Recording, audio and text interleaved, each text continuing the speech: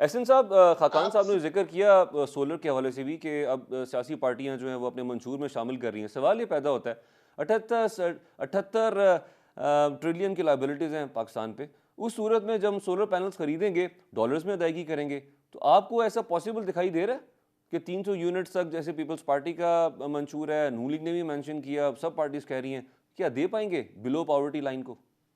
देखिए, I think ये तो एक फ़ॉर्मूला जो है ये इंडियन गवर्नमेंट से भी लिया गया है कि यहाँ पर हमने देखा कि इंडिया के अंदर जो है स्पेशली जो पॉवर्टी वहाँ पर हमसे ज़्यादा है और आई थिंक ऐसी सिचुएशन को डील करने के लिए कुछ एक कम यूनिट के यूज़र्स जो हैं 300 यूनिट तक फॉर एग्ज़ाम्पल उनको फ्री जो है बिजली। आई थिंक कि ये आइडिया बुरा नहीं है और आई थिंक कि इसको हर तरीके से देखा जा सकता है कि जो वेल प्रिविलेज्ड लोग हों या ऐसी इंडस्ट्रीज़ हों जो दे आर मेकिंग मनी तो वहाँ से पैसा आ सके और ज़ाहिर है इस पॉवर्टी एलिविएशन पर जो है काम किया जा सके। तो ये कोई आउट ऑफ द बॉक्स एक सॉल्यूशन जो है नज़र आ रहा है और ये इसका जो प्रेसिडेंस है वो इंडियन गवर्नमेंट की तरफ से भी है कि इंडिया के अंदर भी जो है वो पॉवर्टी एलिविएशन के लिए जो है हमने जो है वो देखा कि उनकी एफर्ट भी और एक सर्टेन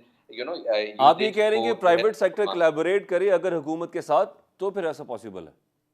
ये द बिल्कुल डूएबल है, बिल्कुल आई अच्छा। थिंक ये बिल्कुल प्रैक्टिकल बात है और इसको आप प्लीज़ जो है वो इसको नहीं आप समझें कि ये कोई ऐसी कोई चीज़ जो है वो आ गई है कि जो हमारा अपना ही आइडिया है, ये दूसरी गवर्नमेंट्स इसको यूज़ करती रही हैं और प्राइवेट सेक्टर के अंदर पब्लिक प्राइवेट पार्टनरशिप के साथ इसका रिज़ॉल्यूशन जो है वो नज़र आता है थ्रू सोलर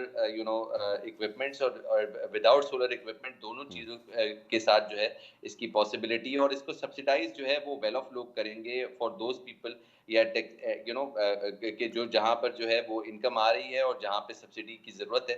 वहाँ पर जो है वो इस पर जो है काम हो सकता है और आई थिंक अगर इस पर काम होता है तो गोइंग फॉरवर्ड जो है वो हम काफ़ी हद तक पॉवर्टी को जो है वो कैटर डाउन कर सकते हैं। ऐसी सिचुएशन में जहाँ हम देख रहे हैं ऑयल प्राइसेज़ लोकली बढ़ रही हैं और